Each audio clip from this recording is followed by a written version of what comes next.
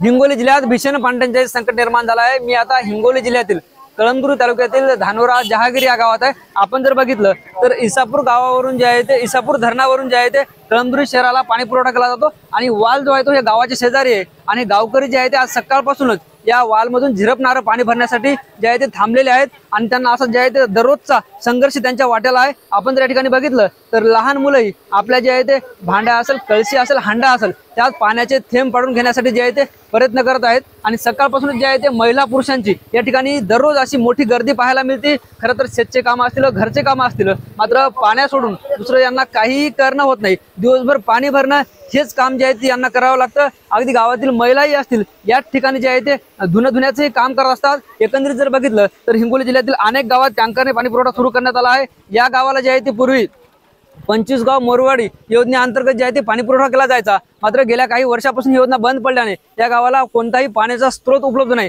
गेल्या 3 वर्षापासून जे आहे ते उन्हाळ्यात अशाच प्रकारे या गावातील लोकांना संघर्ष करावा लागतो। अनेक वेळा आंदोलन केली, उपोषण केलं, मात्र याचा फारसा परिणाम जे आहे ते प्रशासनावर झाल्याचं दिसत नाही। म्हणून जे आहे ते हे गावकरी पाण्यासाठी भटकंती करताना आपल्याला पाहायला मिळतात आणि या ठिकाणाहून जे आहे ते जवळपास 1.5 ते 2 किलोमीटर त्यांचं गाव आहे आणि दररोजचं जे आहे ते यांचं जे आहे ते हाच संघर्ष त्यांच्या वाट्याला आला आहे। ज्ञानेश्वर लोंढे, TV9 मराठी, कळमनुरी, हिंगोली।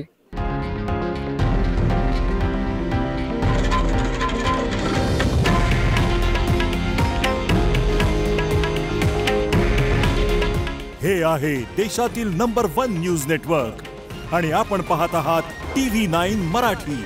काळजी तुमची, हित महाराष्ट्राचं।